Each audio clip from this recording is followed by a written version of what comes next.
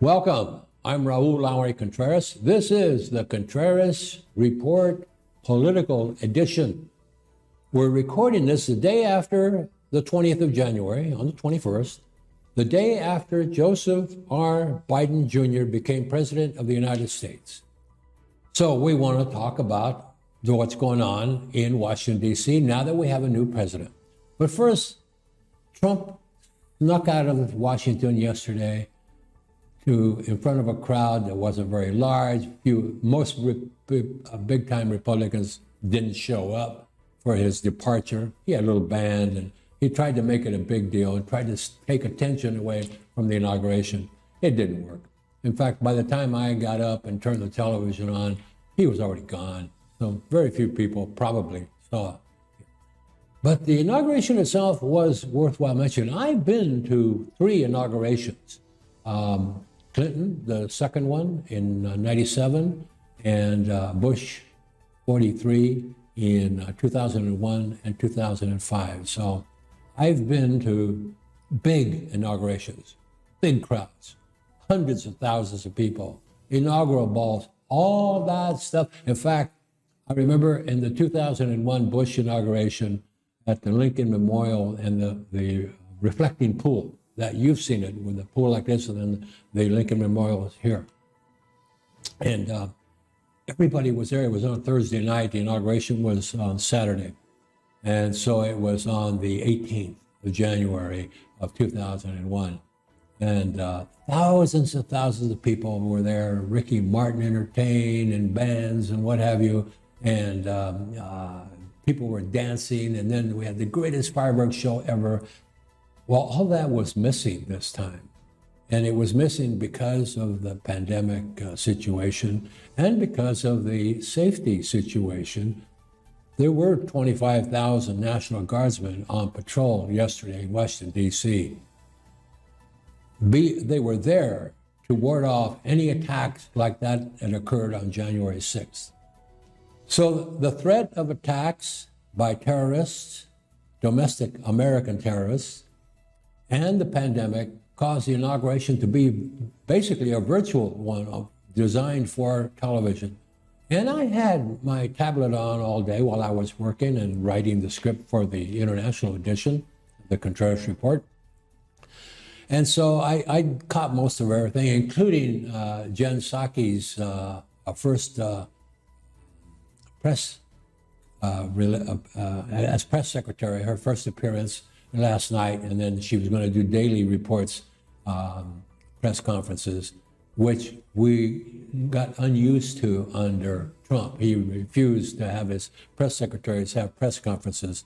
One of them, Gisham, she didn't have one for a whole year, you know. And Huckabee, all she did was lie through hers, and then McEnany, she all lied through hers, and she was such a coward that she snuck out of Washington, D.C. and was, quote, working from home in Tampa.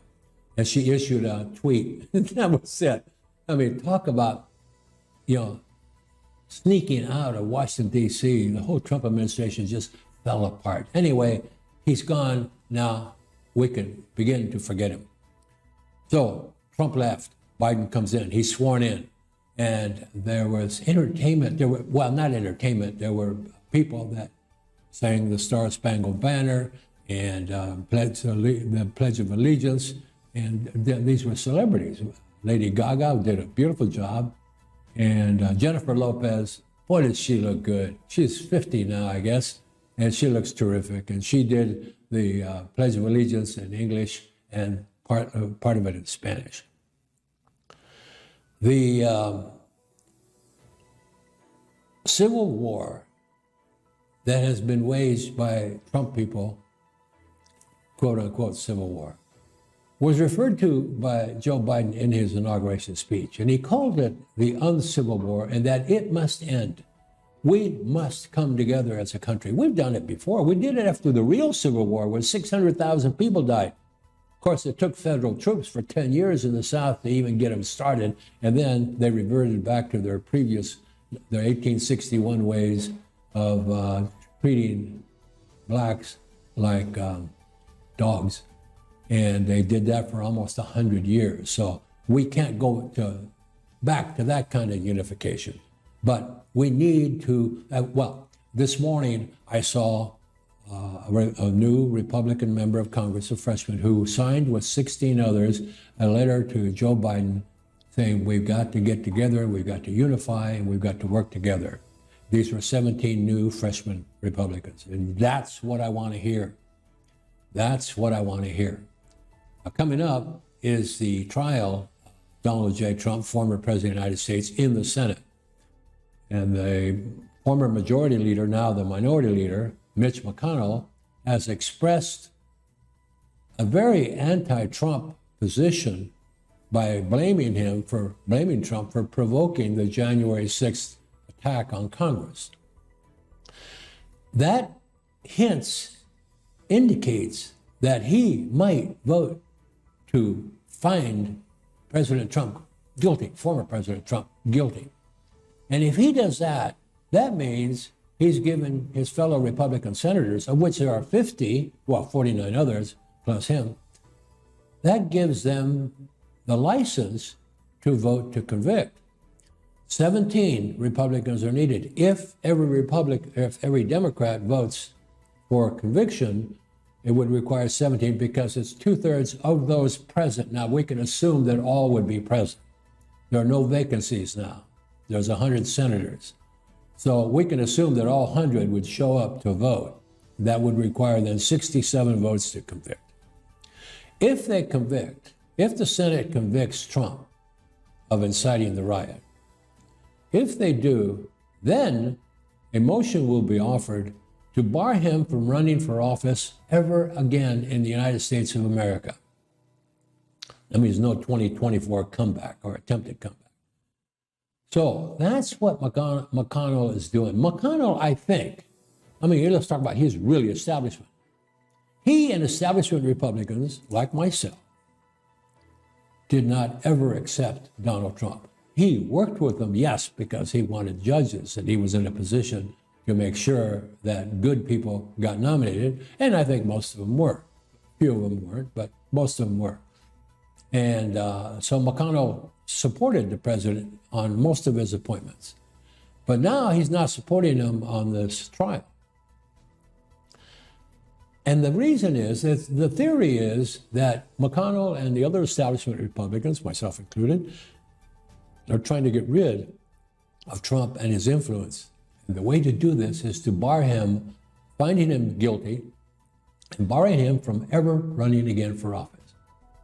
Because he might have a couple $100 million stashed away in a PAC, political action committee, to help people with primaries. As a matter of fact, Lynn Cheney, the third highest ranking Republican in the House of Representatives, who voted for impeachment, she has a challenger for the Wyoming congressional primary in 2022, some state senator. Now, I don't think that anybody can beat her in Wyoming, even though it's the most Republican state, mainly because her family is really dug in.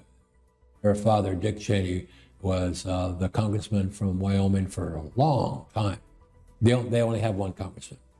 Okay, so what's Biden going to do? Well, first of all, today, on the 21st, he apparently is meeting with COVID-19 fighters, scientists, and they're planning and plotting a full war on COVID-19. 400,000 people have died so far, and Trump has never mentioned them. Really, he makes them. He's never even. Remember, and you'll see this snippet of videotape. Well, if we only have 100 or 200,000, we've done our job. Well, there's 400,000, and another 100,000 probably going to die in the next 6 months. So Biden has to attack the COVID-19 with everything that the federal government can put together along with the states. And they've got to lead our way out. We've got to fight. We've got to vaccinate. The vaccinations, the great miracle vaccines that Trump allegedly passed through with government help and direction.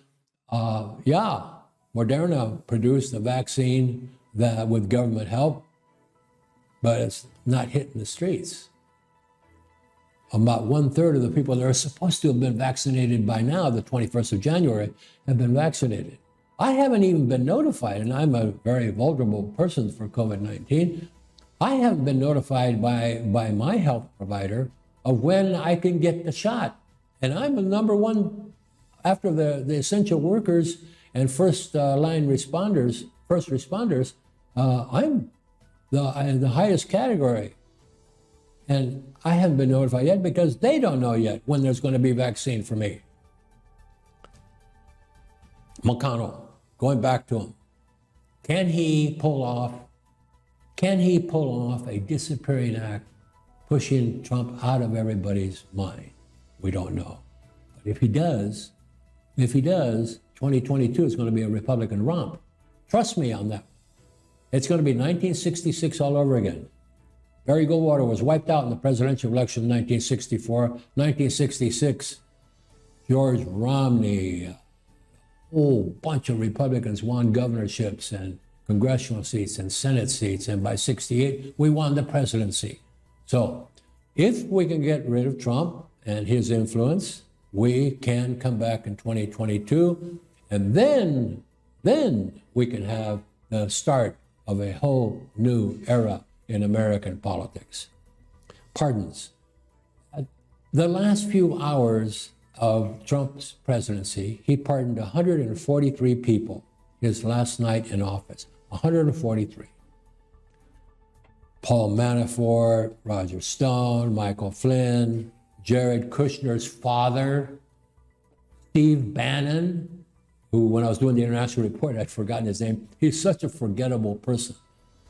But all these guys, crooks, thieves, they've all, and political thieves. Is there anyone worse in American politics than Roger Stone as an advisor? Give me a break.